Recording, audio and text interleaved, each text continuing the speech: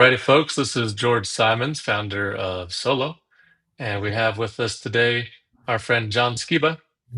John, how's it going? I am doing great. Glad to be here. Great. Fantastic to have you on. John Skiba is an experienced bankruptcy and consumer rights attorney and owner of Arizona Consumer Law Group. He has helped more than 10,000 families struggling with overwhelming debt issues. He is really an expert in the space, so I was glad to have him on the show. Folks, there's a lot of people watching live. If you have a question for the Debt Hotline, go ahead and call in at 801-613-8181, and we will get your questions answered. You'll go ahead and skip to the front of the queue. We also have people that write in. Sometimes people leave us a voicemail on the Debt Hotline as well. So if you have any questions, just go ahead and call in to 801-613-8181. And our wonderful helper of the show, Hannah, will be helping out with any with the chat as well. And if you want to support John, if you've been sued for a debt, go ahead and use this link here in the chat to respond to your debt lawsuit and also to get it fully settled. All right, so the topic for today is how to answer a debt lawsuit without a lawyer. John is a lawyer, so you can use him to respond to your debt lawsuit if you're in Arizona. And what's the rundown here, John, as far as how do people respond to debt lawsuits? As you know, George, I mean, overwhelmingly, people don't respond to collection lawsuits. And so, even in my practice here in Arizona, something I tell people, even if you don't hire me, you need to file an answer to the lawsuit because you don't want to let it go to a default. If you let it go to a default, because the court only gives you a certain amount of time to respond, and then they're just going to give the creditor everything that they're asking for. And so, it's important to do that. The tools that Solo has, I know a lot of people that have used those. And if anything, it buys you some time to be able to kind of evaluate where the case is going, if you want to settle it, if you want to contest it. If you don't file an answer, you're going to basically forfeit all those rights and ability to contest it at all. And the good news is that filing the answer is fairly straightforward.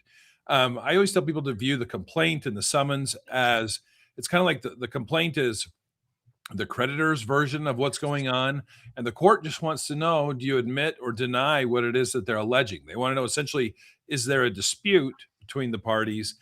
And filing that answer, really just going paragraph by paragraph, providing information as far as whether you admit or deny what they're alleging.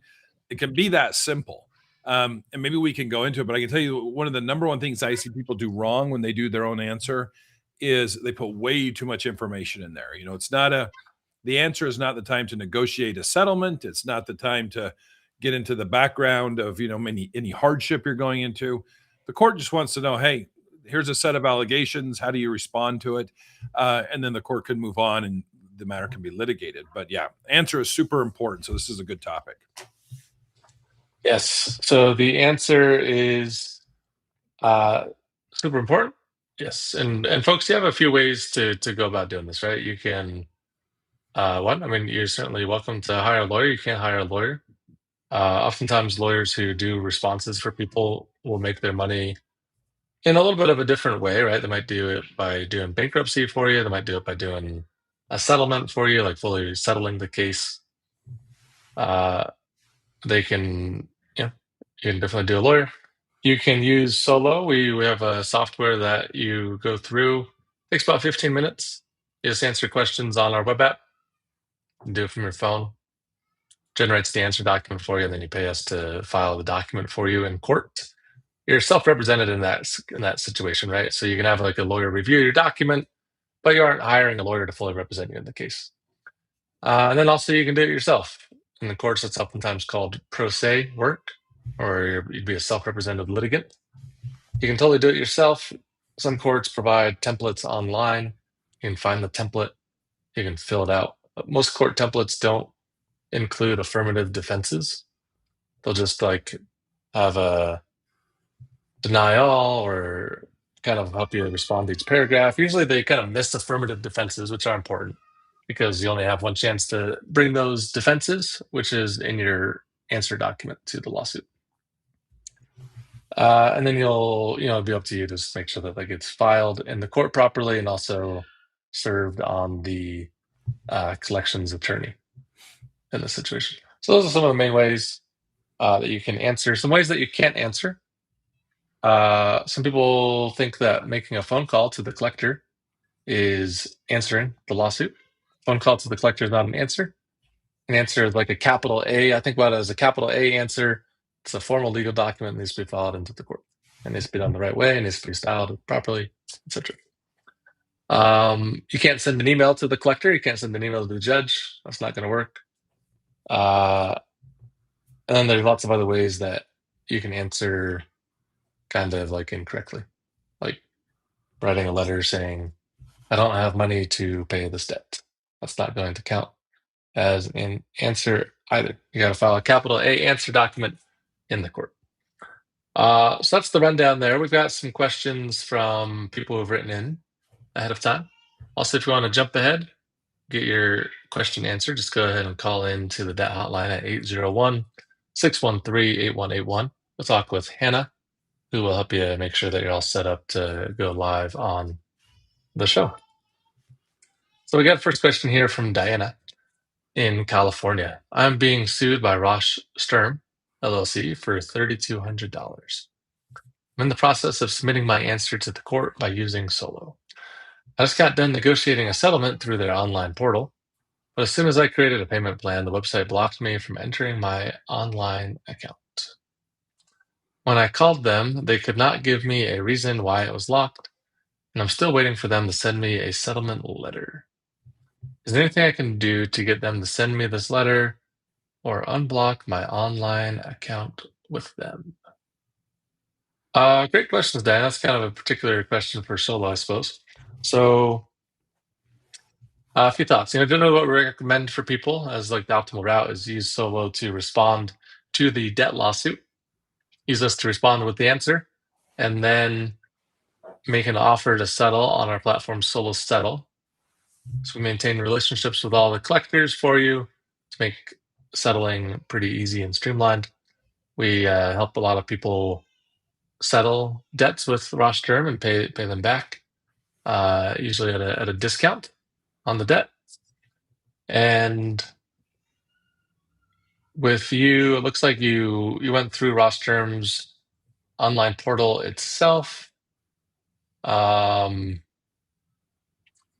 Fortunately, I'm not familiar with Ross Sturm's portal. You're probably going to have a bit of a difficulty to get back in there, I would think. It's a pretty high volume firm. They're collecting on thousands of debts a week. And what you can do, if you've done an answer through Solo, you can message the collector. So you can message Ross Sturm through Solo if you'd like. You can also just try starting like a new settlement process through Solo with them. But if they get you access to the account again, certainly, just wrapping that up on there will probably be pretty straightforward for you. So that's it for Diana. Hoping that you can get back in to your account. All right, on to another question. If you have questions while you're watching here, just call in to 801-613-8181. The show's only going to be about half an hour long today, so we're wrapping up at past. So we got a question here from Steve in Florida.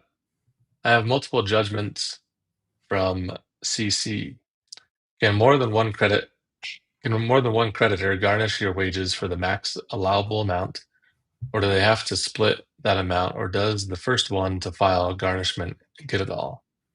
Also, if they garnish your bank, do they get dollars every time I make a deposit, or do they just get what's in the account when they file the garnishment?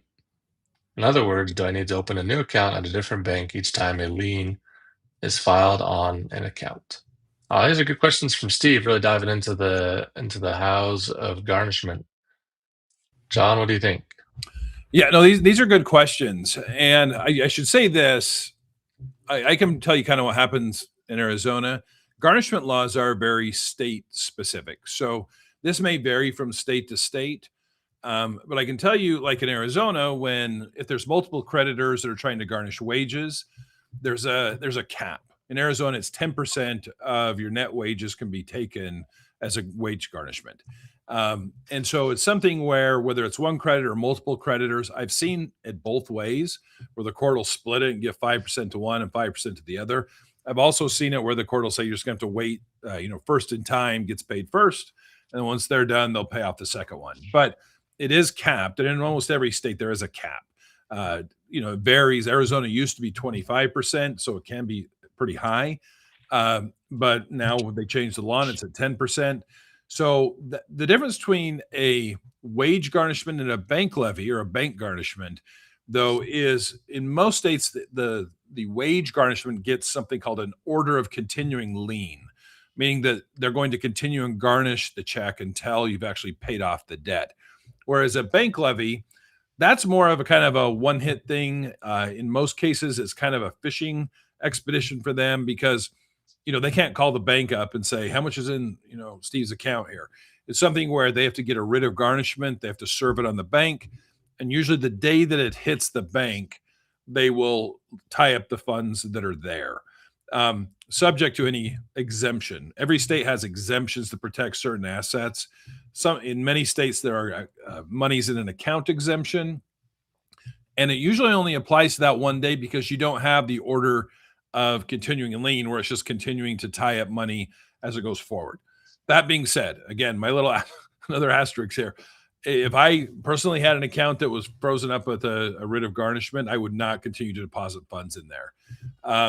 Because even in here, like I said, in Arizona where I practice, I've seen that where the bank will just tie up even additional deposits, even though technically, at least under our law, they're not supposed to. So I would definitely not continue to put funds in there until you get that issue resolved, just because there's a high risk there. So Yeah, so you're saying that you wouldn't you basically get a new uh you get a new bank account? I would get a new bank account, or I mean, part of my mantra is this needs to be dealt with because if you've got a creditor that's garnishing wages and bank accounts, they're just going to keep following you, and it's going to just keep causing problems. And so you need to actively be trying to look at settlement with these debts, maybe a bankruptcy option, because a bankruptcy will stop the garnishments, it'll stop the bank levies.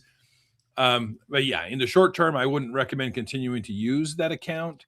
But at the same point, I think kind of bigger picture is, it's time to put a plan in place to kind of get this dealt with once and for all, so that you're not dealing with the daily stress of wondering if they're going to take your check, if if they're going to freeze all the funds that you have in there and you can't make the house payment or rent or whatever it is. That's when I think people start really looking into bankruptcy options, frankly, at that point. Right. So for a bank account, so there's like two ways to garnish. One is garnishing directly from the bank account, and one's garnishing from the wages. Which one do you see is more common? Is it more like the employer, that it's garnished at the employer's point of payment, or is it more common to be garnishing from the bank account? I typically see the wages, particularly because it's something where it's ongoing. They're going to get a continual stream of income from that garnishment. Not only that, like I said, with the bank accounts, banking information is much more difficult for creditors to get.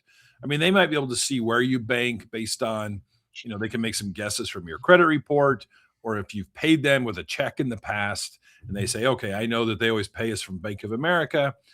That being said, they may spend a ton of money to get a writ of garnishment in place, serve it on the bank, and the account was closed, or the account is empty, or like in Arizona, there's a certain amount of money that's protected. Maybe you don't have more than that.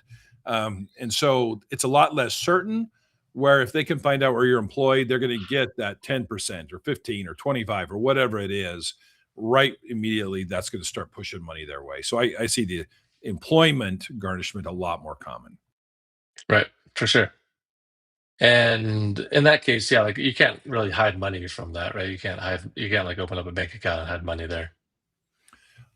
Probably for a time, but the creditors do have quite a bit of information. Information gets sold. I mean, the credit Right, reporting agencies, they sell right, information to creditors. And so that's why I'm saying I think at some point there needs to be a bigger overall plan. Otherwise, it's just going to be a never ending, right, chase. for sure. And also, I think an important part for people to recognize is that when the collector gets a writ of garnishment that is valid with the bank, all they need is the routing number for the bank, right? They don't need to know the account number. The bank is required to give them the account numbers for you at that point. Yeah. So like They'll get all of it. spinning up a bunch of accounts, right? They'll just get all of them. Yeah. Right. Okay. Well, we've got some live callers here. So we got Eddie.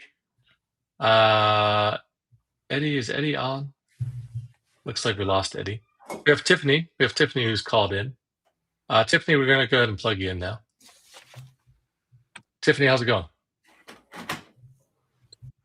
You're on the Debt Hotline.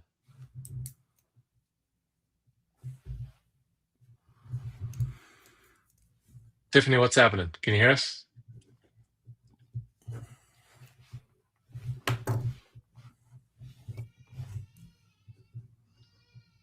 I can't hear Okay. anything. Why is that?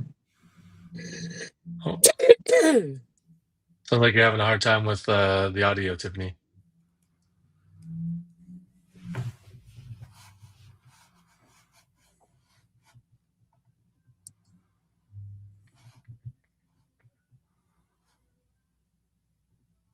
Tiffany, can you hear us now? Right. Oh, looks like we lost Tiffany on the audio. We had Eddie calling in. Eddie, if you're still listening, go ahead and rejoin here and we can plug you in. Well, in the meantime, we got another question here from Sophia in Massachusetts. I make about $95,000, max my 401k, and have 25,000 in a brokerage account, but my net worth feels stagnant because I'm carrying 60k in student loans and they're at a 5.5% interest rate. Should I prioritize investing more, paying down loans early, or saving for a home? And how does each choice affect long-term wealth? Sophie, I can take this one. So it sounds like you're doing a good job, right? So you got 95k a year, maxing out your 401k. That's great. So just from like wealth management perspective, you want to invest money into your 401k first, because it's tax advantaged, and also you get free money if your employer is matching that. So that's great. You got 25k saved up. That's great, but you have 60k in student loans. Basically, there's kind of two main ways to look at this. One is you just want to get out of debt. Right? If you want to get out of debt, you pay off your student loan first. Start with the smallest debt so that you psychologically feel like you're making progress, and then you pay off the bigger ones.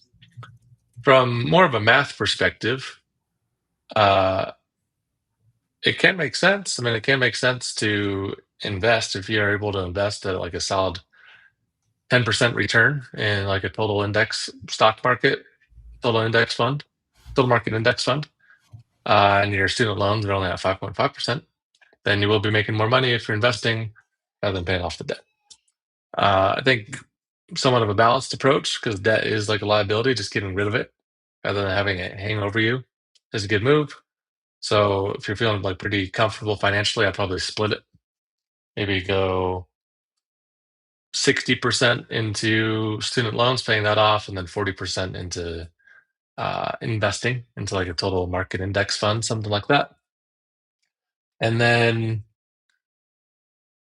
for paying off the loans, you might have loans that are different rates, right? You might have like federal loans that are at a lower rate and then a private loan at a higher rate. and you want to pay off the higher rate. Mathematically, you just want to pay off the higher rate first because you're losing more money on that, right? If it's at a 7.5% interest rate, the other one's at a 5.5% interest rate, you want to pay off the higher loan first. That'll come out to less money over time. John, any further thoughts on that? No, I think I think I'm the expert in getting rid of the debt. Sometimes I'm not the expert on accumulating the Sure. wealth. So I'm taking notes myself on this. So, sounds good. Sounds good. We got Bonnie again. Let's go ahead and see if Bonnie, if we can plug you in. Bonnie, are you there? Hey there, can you hear me? Yep, we're hearing you. Howdy. Awesome. Hi. Tell us about your situation. Okay. All right, I'll try to make it as brief as possible. Short story is 3 years ago, we were on cloud nine, credit score in the sevens, we could get whatever we wanted, et cetera, et cetera. Probably a pretty standard story. Through a series of health issues for my husband and then myself, we both wound up unable to work. Now, our only income is Social Security at this point, and probably 60% of the Social Security pays our mortgage. We have been served with being sued by Wells Fargo, which I did follow an answer on that to extend the time several months ago.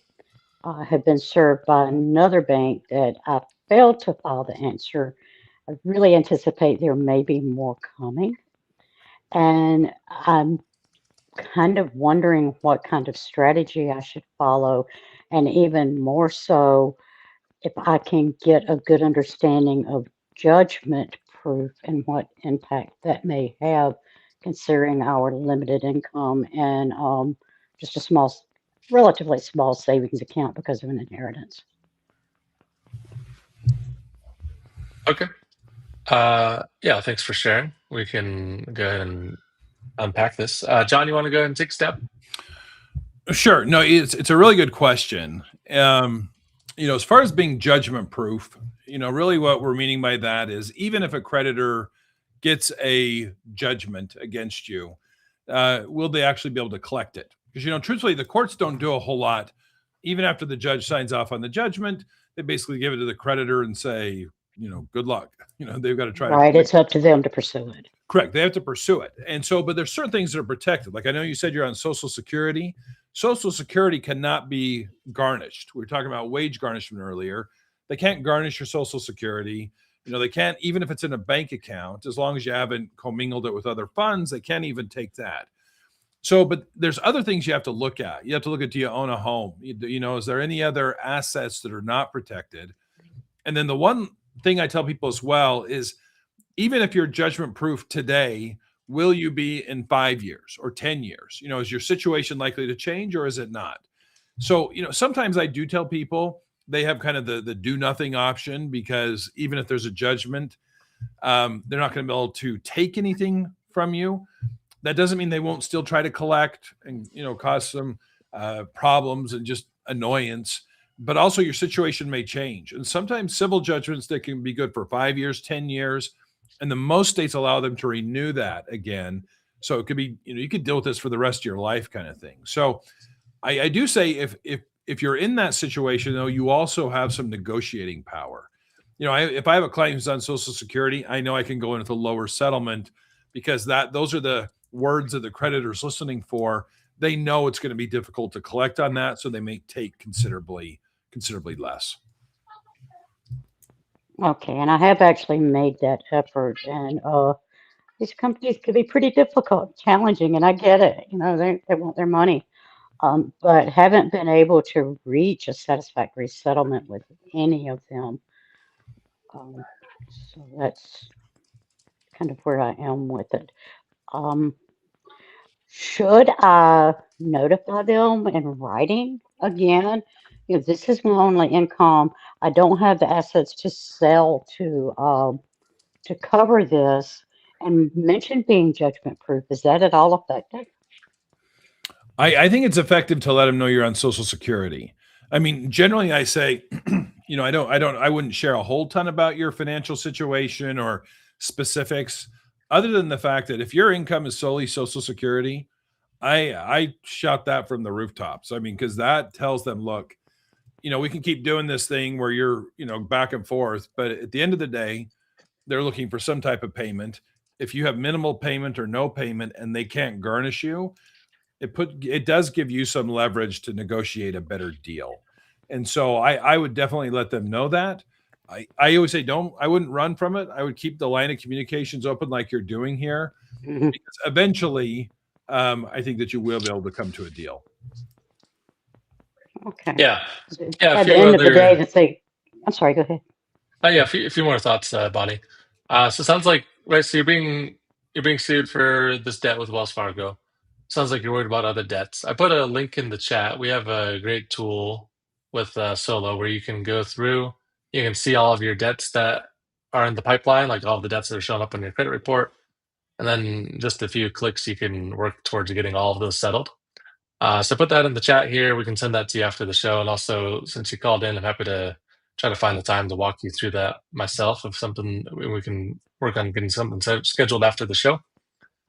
For the regarding judgment proof, right? It's a term that I would use a bit sparingly,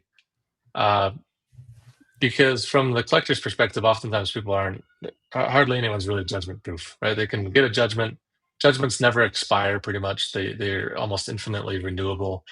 California, they just passed a law, actually. Have you heard about this, John? I think California actually made judgments only valid for like 3 years, and they can only be renewed once. Oh, wow. Which is, a big move by California.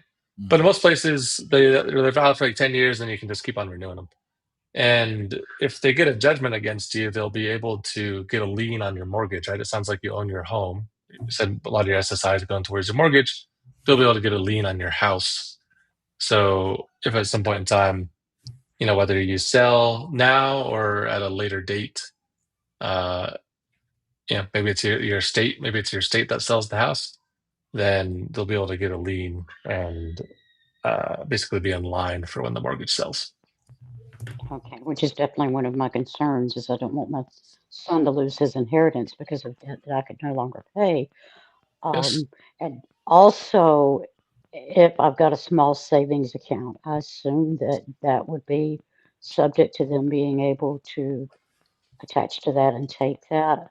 It was, as much as I hate that my father-in-law passed, we were fortunate to get an inheritance from him. It was a small inheritance that, in all honesty, since our income is so low, I've zapped that in the savings account to be able to help pay the bills every month. And it would devastate me if I lost that money, to be honest. Right. Yeah. And so, we don't want that to happen to you either. And the path is to do some kind of a settlement deal with Wells Fargo to get this wrapped up, and make sure you respond to the lawsuit and block it in that regard. Bonnie, thanks for calling in. Okay, one more We can quick talk more after the question. show. Yeah. Thanks. Go ahead. Thank you. Just one more real quick question. The one that I did not answer has been several months that the opportunity to answer has expired. They've taken no action, just like Wells Fargo hasn't taken any action. It's been several months. Should I still answer that one, even though it's well past that 30-day deadline? Yes. Yep. Okay. You should still file an answer. Oftentimes the courts will accept your answer up until like some other action on the lawsuit happens. So if they haven't filed for motion for default judgment yet, you could probably still do an answer. You'll want to do a motion to set aside judgment. You can do that on our site as well. You guys are awesome. Thank you so very much. Yep. Thank you, buddy. Yep. You got this. You got this covered. Alrighty. Bonnie, thanks for calling in. Tiffany is having technical difficulties, so we're just going to answer Tiffany's question, and then we're going to wrap up the show for this evening. Thank you, everybody, for listening. So Bonnie said, I have been sued for $1,800. I have to submit an answer by March 17th. I also know that I'm being sued for one account. The debt buyer actually has two accounts for $560 that they purchased from Capital One. The debt's from 2021 and 2022. Attorney office is Roche Sturm. Again, another Roche Sturm. representing Portfolio Recoveries Associates. Portfolio Recoveries is one of the biggest debt buyers in the U.S. I fell behind on this debt due to loss of business declining, then dissolving due to COVID-19 stuff. I ultimately lost the revenue to pay off my credit cards as a high priority over my needs. My question is this: I want to answer the summons, of course, and I'm even willing to settle, but I want to reply or deny the extra charge-off fees and interest fees, as they're not part of my contract with Capital One. Okay, yes, that's a pretty common situation here, Tiffany, right? So you want to be sure that you aren't paying for the extra fees that have been piled up on this debt. Basically, the way to do that is in settlement, right? So step one, you want to respond to the lawsuit. You can use Solo to do that. You can use Solo Suit to do the lawsuit response. And then once you've completed that, you just make an offer on Solo Settle. And then once you make an offer, you can also send a direct message to Ross Stern, and you can just let him know, hey, I'm making this deal. Here's what I am willing to pay on this debt. Here's what I can pay. My rationale here is I don't feel like I should have to pay for the extra fees in this regard, because all this happened because of COVID, and that's basically why I was unable to pay this debt. And then it's a bit of a negotiation, right? It's a bit of back and forth, and hopefully you get a great deal with Ross Stern, and you pay off the debt at a discount. All right, so that makes sense. Folks, that's all we have time for tonight. Tiffany, thanks for writing in. Bonnie, it was good talking with you. And any last words from you, John? No, great being on. A lot of good questions tonight. I think I always say the important thing is to act, to not ignore it, and all these people are doing that. So good questions. Yep. Keep on moving your feet. All right, folks, this is the Debt Hotline. If you have questions, you can call in to 801-613-8181. We're wrapping up the show for tonight, but you can always leave us a voicemail, and we'll get you an answer on the next